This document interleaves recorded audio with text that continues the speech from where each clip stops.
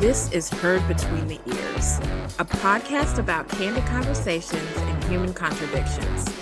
We're your hosts, Kendra and Anna. Hello, everyone, and welcome back to another episode of Heard Between the Ears. I'm Kendra. And I'm Anna.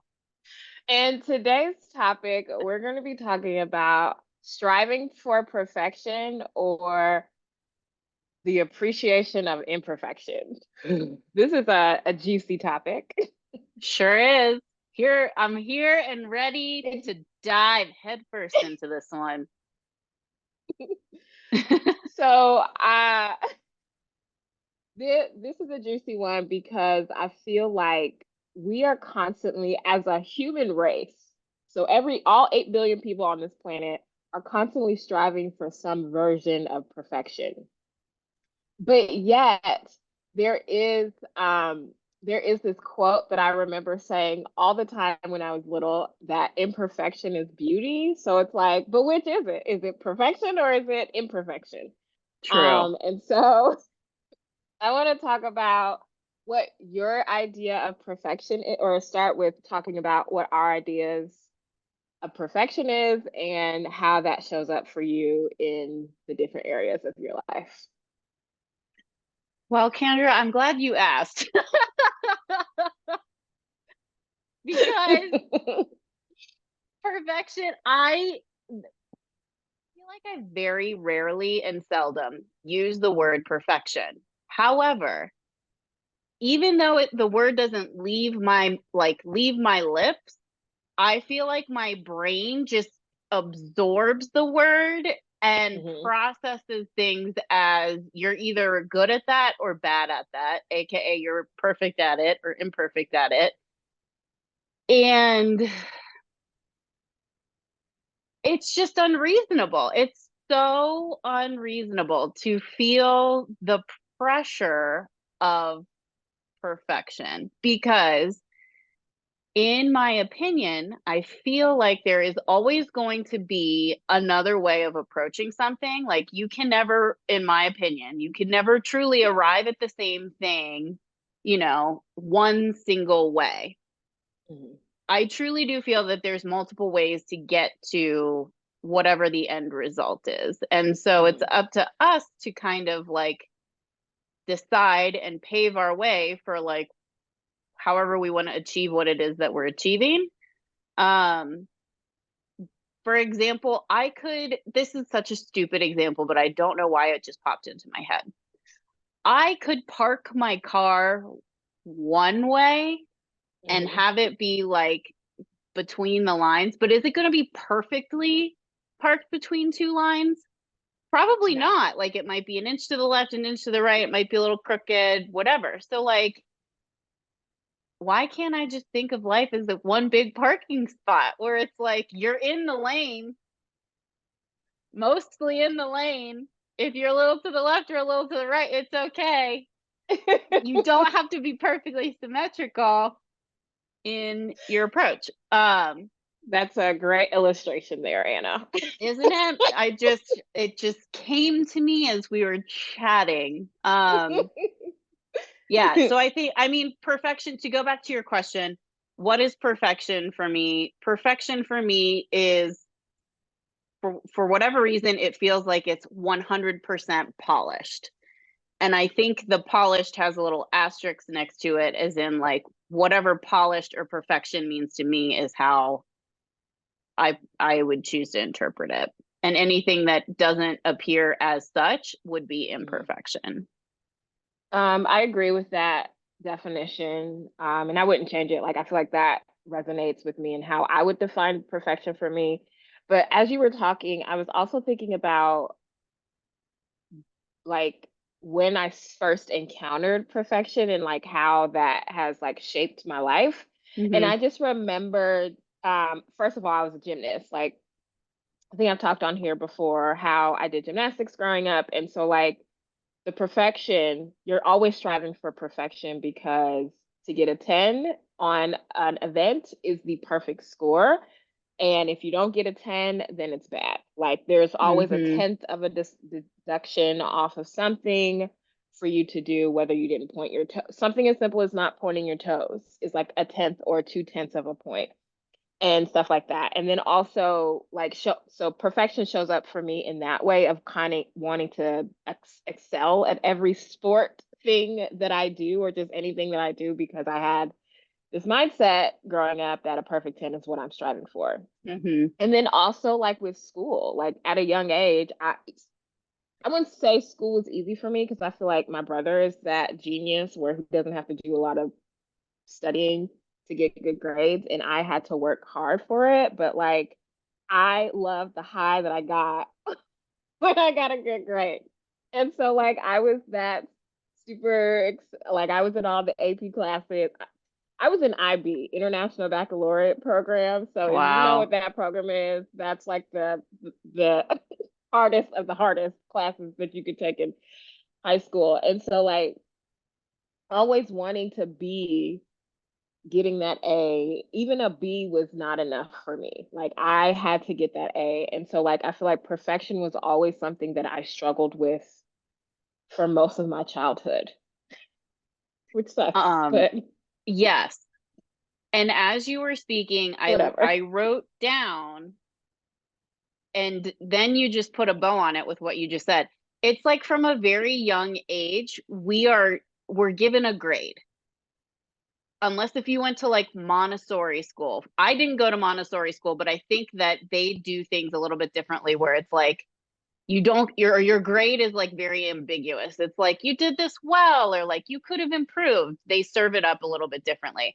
But what I wrote down is quantity or sense of whole, as in like for whatever reason, the pie chart that's my brain, it's like shaped in a way where it's like if a certain amount is grayed out, or like to your point, 1/10 or 2/10 of a deduction, like being that close to a 10 is still really, really, really good. But there is this little 1/10 or 2/10 of a deduction where all of a sudden, out of all of the goodness in that pie chart of your brain, this teeny little sliver is shaded out in gray.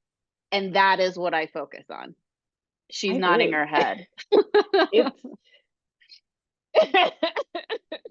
No, but I agree because when I even think about like the work that I do and how I just want to be perfect at that, and it's just like there's never going to be the perfect thing that you can do. Like it's impossible to be perfect.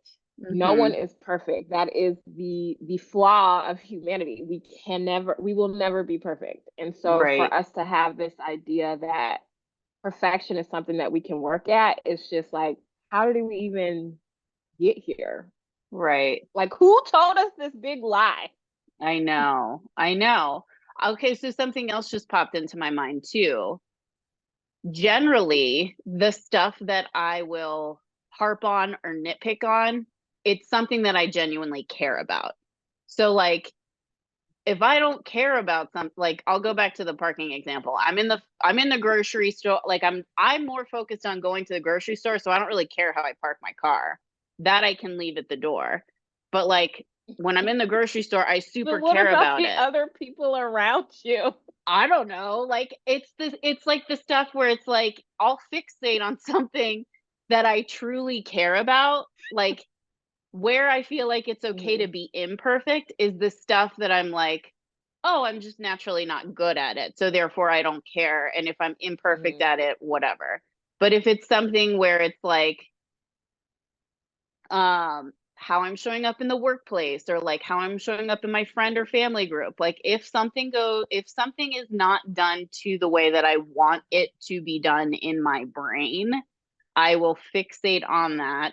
Like throwing a dinner party, if something goes wrong, I'm like, the one thing that I focus on is the thing that went wrong in the dinner party. I mean, I still had a good time, but I'm like, it needed more salt. And then I'll just be like, that dinner was, I mean, it was good, but it wasn't perfect because it didn't have enough salt.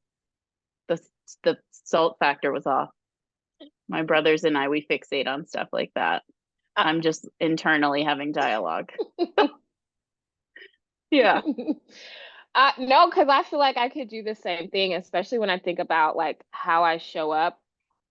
So I had a couple of media requests this week for a report that's coming out next week, and like after each recorded interview, I like replayed in my head, oh my God, I could have said this better, or oh, I Yes. should have used a different word. So I think we Mhm. all, whatever that is, we all fixate on it. I was fixated on it because I'm like, this is going to be recorded. So if anybody hears this and hears me using um not like words that aren't like um advanced or complex, they'll think that I'm not as smart as I am. And like that's what I was Totally. fixating on. And it's just like it doesn't matter. Like as long as you got your point across, why does it matter what kind of words you used? Totally. I've had internal dialogue about that as well. I'll be like, I could have said that better. Like, I didn't come across the way that I wanted to. And then to your point, you just Hmm. fixate on it and you feel like Hmm. because you didn't say the word advanced instead of like superior, whatever, you're like, oh, Right. suddenly it's like doom and gloom and gray cloud. And like, it was a really great interview. You sounded amazing. What I like, oh my gosh, you should be so proud. You're like, but I didn't say the word. Didn't say the word. One thing that I do want to talk about, since we're in this idea of perfection, how social media or the internet in general, has influenced us to strive for this perfection. One thing that I feel like people say more often in the last couple of years is like social media, people are posting their highlight reel, so you shouldn't compare yourself to Hmm. someone's like highlight, and it's literally a snapshot in time, or a quick snippet of a video at a particular moment in time that we're all comparing ourselves to. And it's just like, but that could have happened 3 months ago and they're just choosing to post it today. And so like you comparing yourself is not it's not reasonable. But Hmm. also like this idea that social media has turned into this thing, because I remember when social media first started, like people was just posting the post. There was like, Yeah. ooh, let me put this really crappy filter on to make it look cool, but like here's my photo. Like no one was like posting, and maybe they were, and that just wasn't the crowd of people that I was following, but people were just like posting these random videos or pictures about their life, and then somehow it transformed to this whole like, this is my um highlight reel, look at all the beautiful things that occur in my life. And so like how do you think social media has impacted your idea of perfection, our society's idea of perfection, and just kind of like, what are your thoughts? Ugh, I just like, I'm like, why do I care? Like, why do I care so much? I don't understand why I care. I mean, I get it.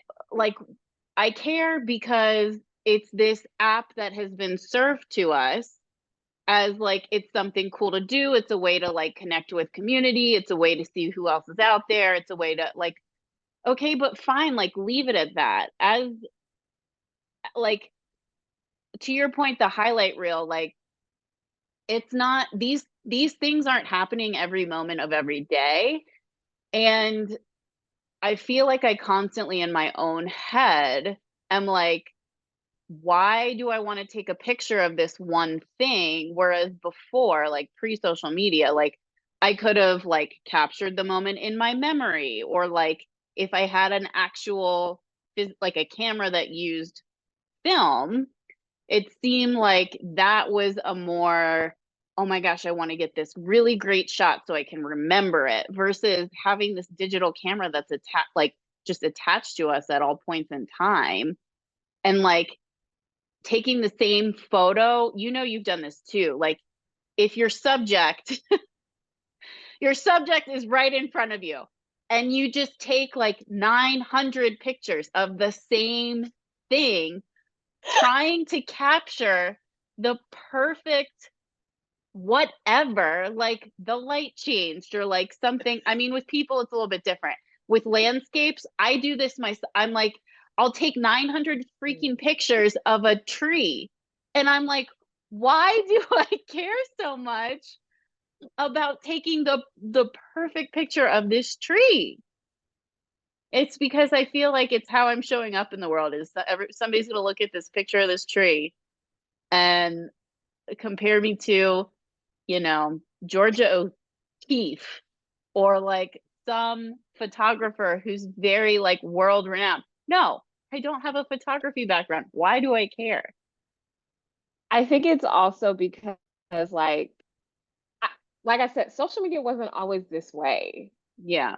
It wasn't always this way. It was a place where people could just post things and go and didn't care about like getting the Yeah. perfect angle, the perfect shot, the perfect lighting. Like it, I think it really changed when people started making money off of Mm-hmm. social media.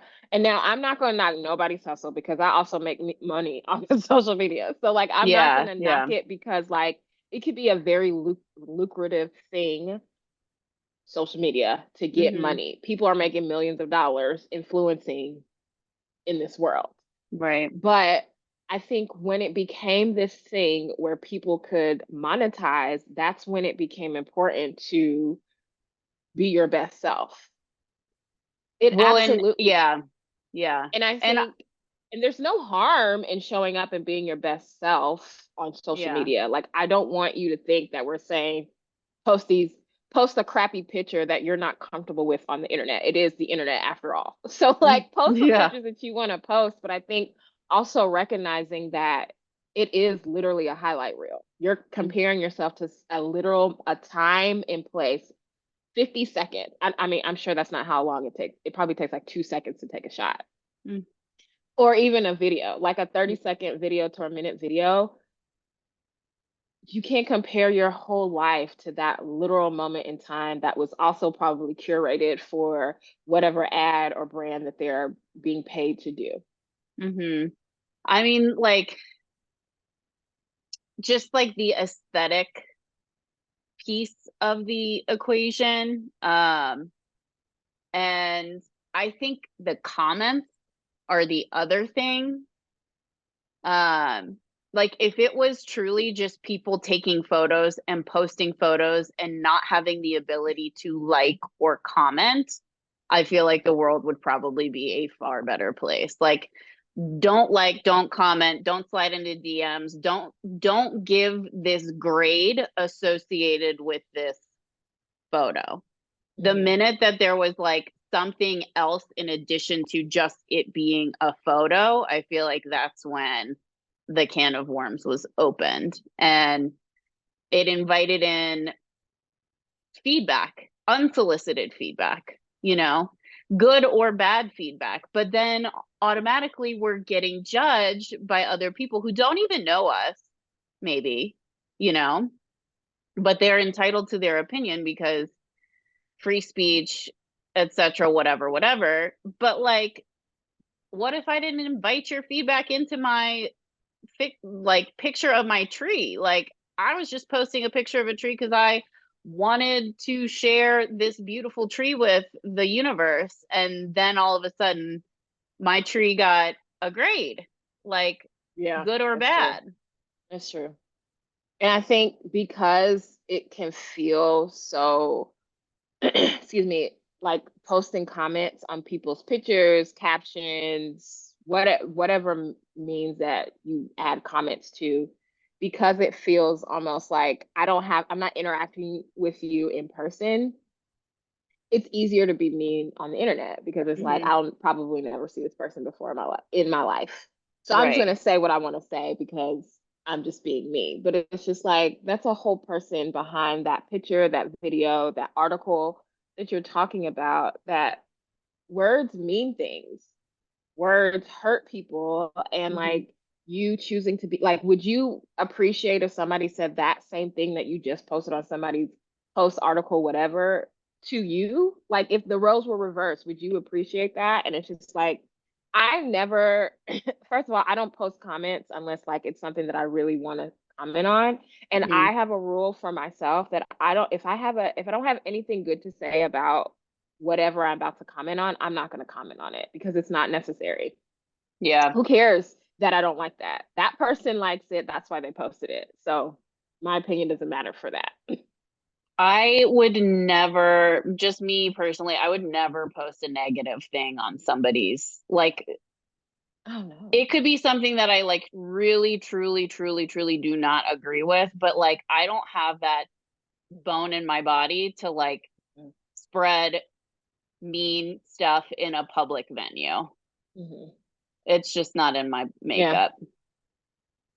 And I think for me, when I saw on Facebook, like before Instagram blew up to be where it was, Facebook was the thing, and that was only for college students. So I'm that old, where only people who had a college email was able to get on Facebook. And so when I got on Facebook and saw that people were like having literal arguments on the internet, I was like, that'll never be me. Right. Yeah. I knew instantly. I was like, that'll never be me. So like, I don't post rude comments. I don't post mean comments. If somebody is trying to argue with me in the comments, I don't respond, because like, I don't know you unless you have my number or you know how to reach me. What you have to say about anything that I post really does not matter. Yeah. Yeah.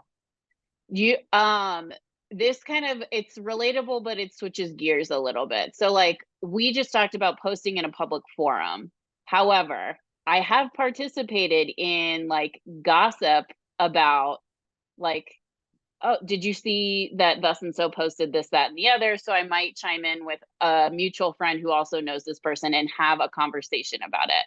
And so I just like, in my head, I kind of had a cringy moment where I was like, ew, like what makes it okay for me to have this conversation with this person on the side, but not address it directly with whoever the posting person was. So I'm like playing devil's advocate in a way with myself and being like, ooh, that was a really like, I did not like the feeling that I just had showing up as like a cringy moment. And so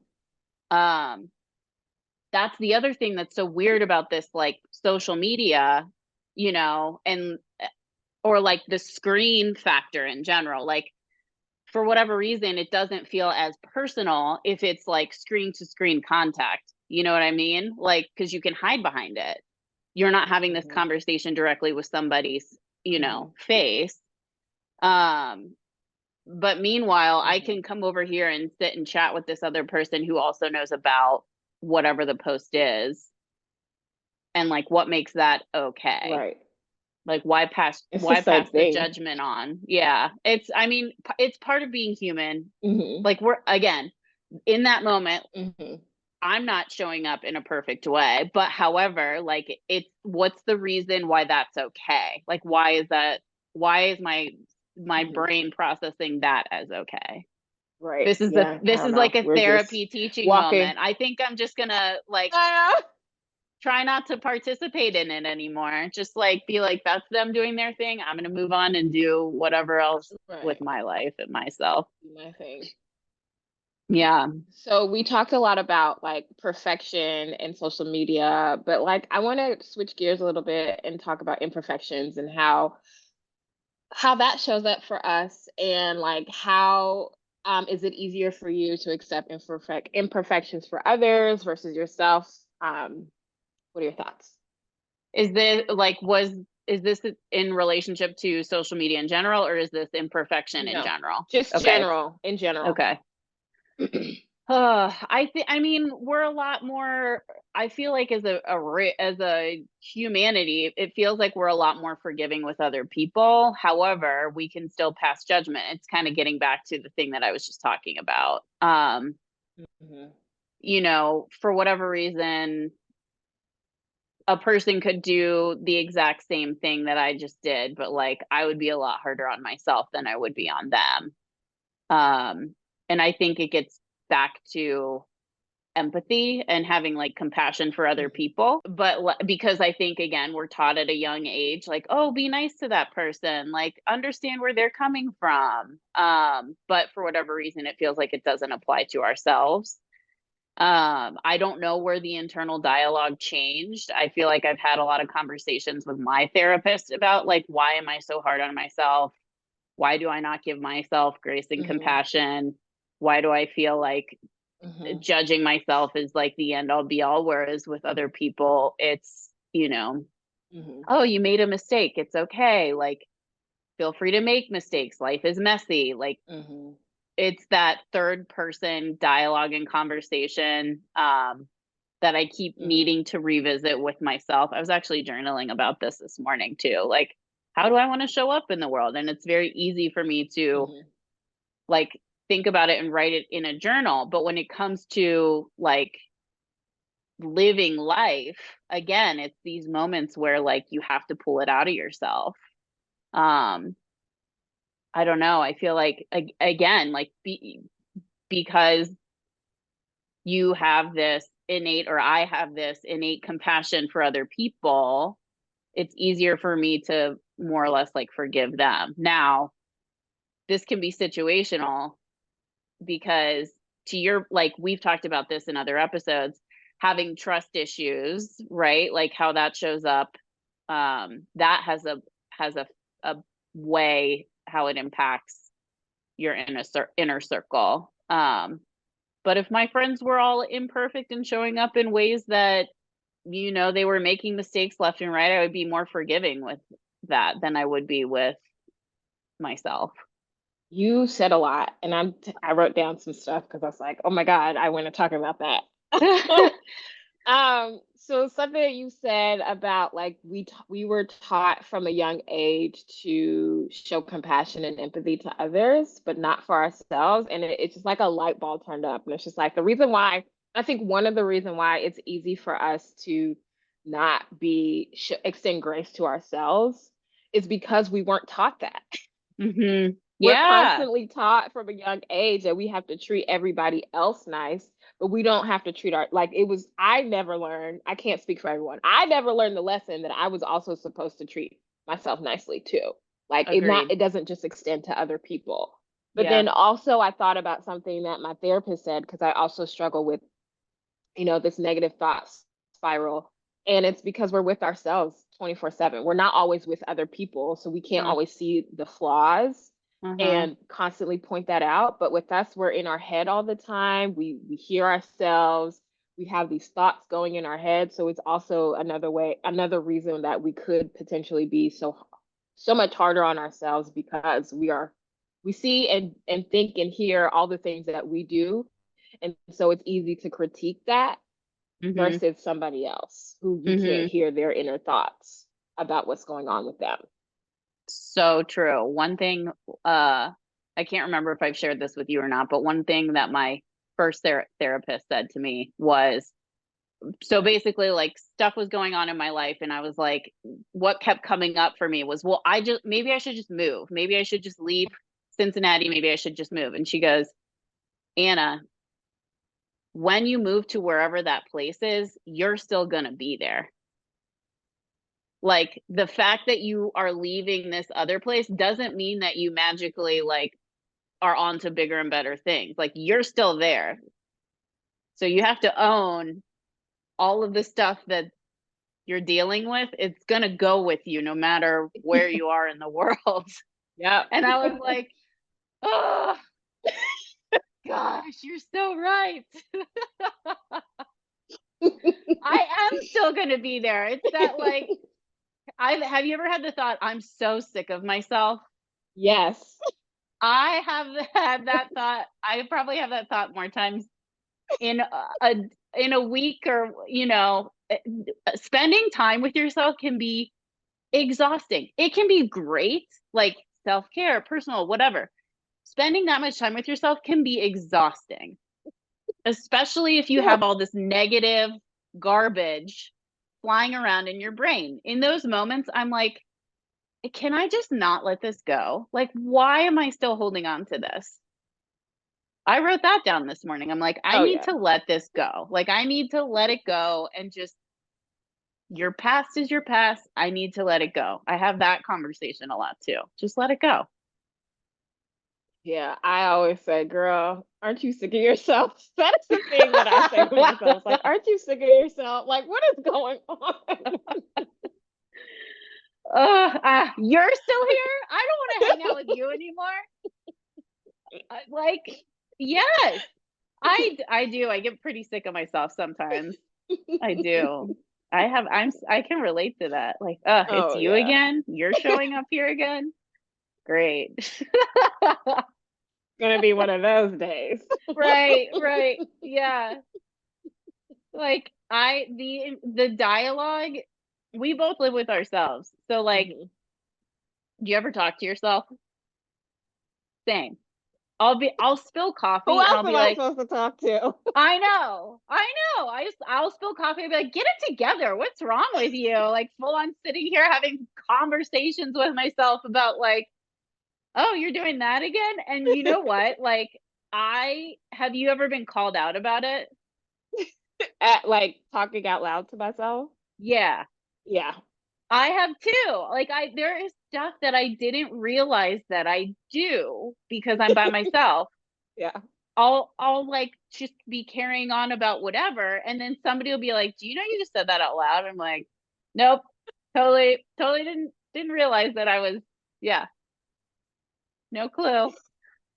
And Yes, because yeah, when yeah, I had an office, people I would be like talking to myself at the computer. Like people yep, will walk by like, is everything okay? I'm just like, oh yeah, I'm having a just, moment over here, I'm just doing something over here.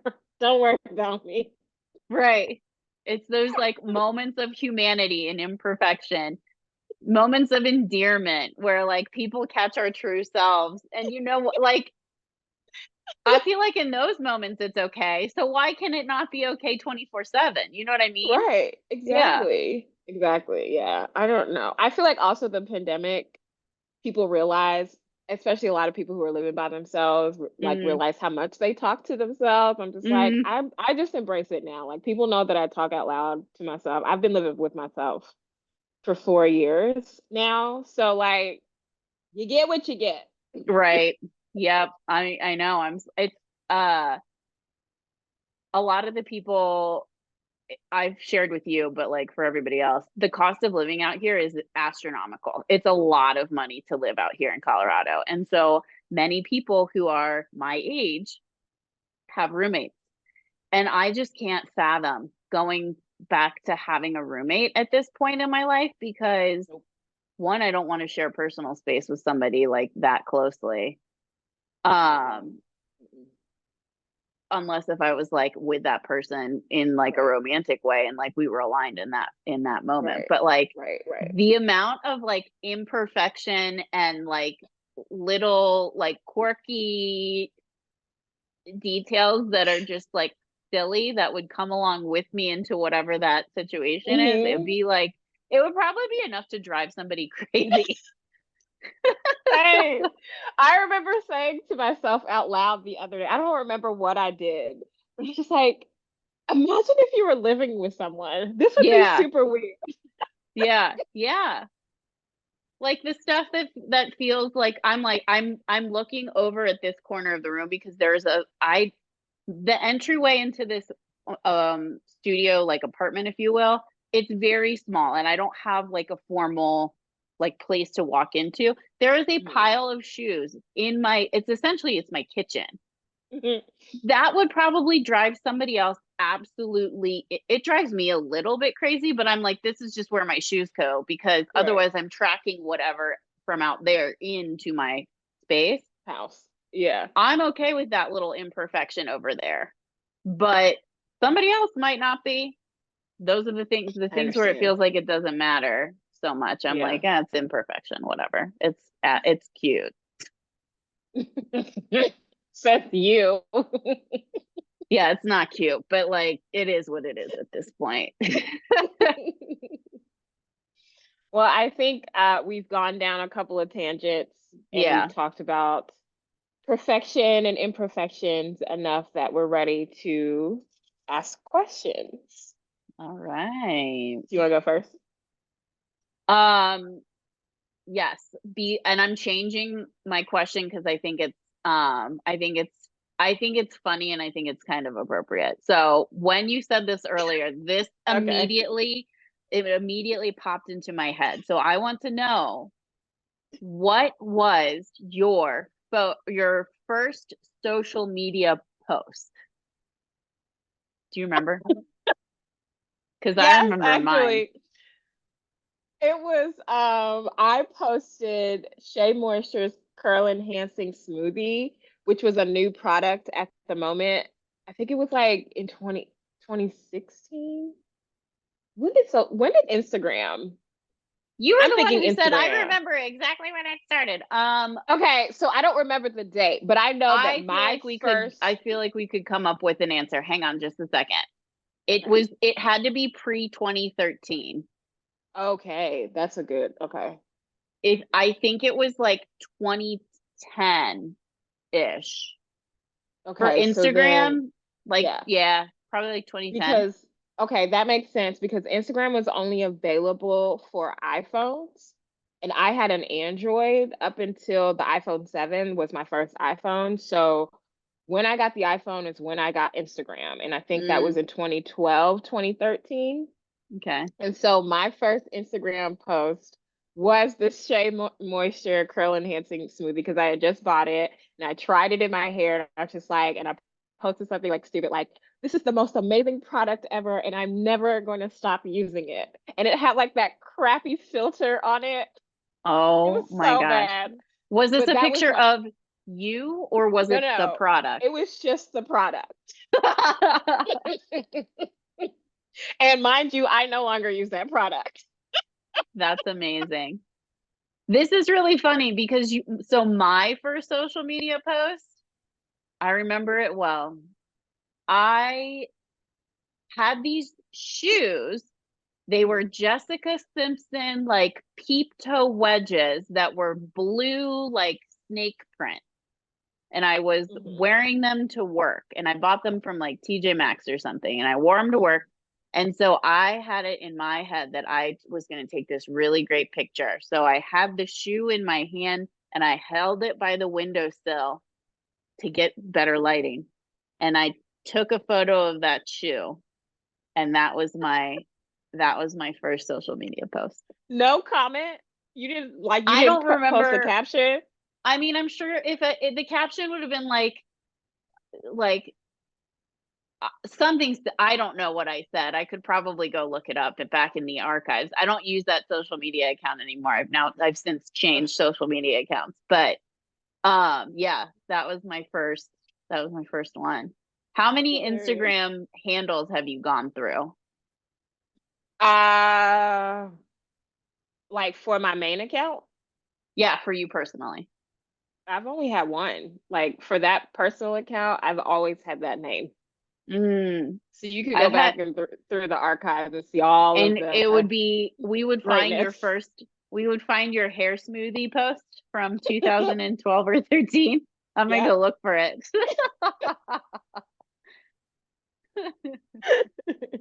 It's there. Have not, and you know how you can like archive your phone. I've not done that, so I'm just like, just Oh, take I all didn't of know you me. could archive It's it. been a journey. It's been a journey. Oh my gosh.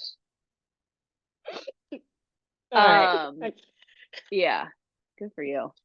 Okay, so my question is, what imperfection have you come to embrace now, but was something you wished you could change? It's probably, like, if I'm being honest, it's probably my birthmark. I think I've talked to you about my birthmark before. I just, like, it is a part of me. I can't change anything about it. Like, nothing can be done. I have mostly gotten to the point where I have accepted it because there's nothing that I can do about it. But I always think to myself, like, I wish that I didn't have this. Like, even people can say they don't notice it. There are days when I don't notice it as much, but like that is the one thing that I feel like if it's and labeling it, I know I'm like giving more color than I need to per se, but like labeling it as an imperfection is also something that I feel like personally right now that it's coming out of my mouth, I feel like that's kind of twisted about myself. Like it is literally something that I was born with. I have like the fact that I think of it as an imperfection is like emotionally triggering, but it's so true. Like it's how I feel. I wish that's like the one thing that I wish I could change about my physical being. So mine is also a physical aspect of me, and it's my freckles. I Or love your moles. freckles, which I know I just invalidated everything that you were coming to me with, but I love your freckles. I do. Thank you. You're I welcome. hated it growing up. I hated it because like I never saw anyone who looked like me with these things on my face. So I literally thought I was just like this, like, what's wrong with me? But like Uh-huh. as I gotten older, they've gotten like, I get more. I feel like I get more every week. And so like the more I get, the more I love them. So I feel like I've come to embrace my freckles now. Good for But you. before I hated them and I wanted them removed. Yeah. Yeah. It's like those things that we can't change about ourselves that we have to like get to this place where we have to start appreciating it. Yep. Otherwise it turns into such a negative. It's like the one thing that you can focus on and it's negative. Just let it Negative. go. And The the moral other of the day, story. yeah, just let it go. The other day Just let it go. I was trying to figure out like which one on my face is the oldest. Oh And I my know gosh. the one that's like I know. The one that's like under my left eye is I feel like I've had since I was a kid. And I thought this big one over here was something I had since I was a kid, but no. This was actually two freckles that molded together last September. Oh, okay. Now, like the follow up, because you asked me skin stuff. Do you go to the dermatologist to make sure that I it's don't. okay? Oh, I we both don't. need to make appointments. I I need know. to do that. I know. I know. You're talking about freckles, and all I'm hearing is you need to go to the dermatologist. Make sure everything is okay. Like, Right. I spend a lot of time outside, and it's like PSA, make sure you check your skin out. Yeah, I do put sunscreen on every time I leave. Well, I put sunscreen on every day and I try to re-up every 2 hours. So on my face especially. You're a So far better human than I am at that. I do not. I know it's bad. I need to start. you know, I'm you gonna be really do. wrinkly, mole encrusted, creepy. Yeah, coming. More of the story, go to the dermatologist. And accept your imperfection. Exactly. I feel like we talked about perfection and imperfection, but in a very roundabout way. And I'm We so did. good with it. I'm so I good with love it. it. Yeah. I love it. This is us. This is so us. This might be the most authentic. I mean, we're authentic through all of this, but this one was, I Right. feel like, a multi-layer, like, new level of authenticity with our listeners. Yeah. So Yeah. you're welcome. You are welcome. Sounds like we're done here. Yeah. Yeah. I think that's it. That's it, Thank folks. you for listening. We'll talk to you next time. See ya. Bye. Thank you for listening. If you like the podcast, please like and subscribe, drop a comment, leave a review, and connect with us on social media at Heard Between.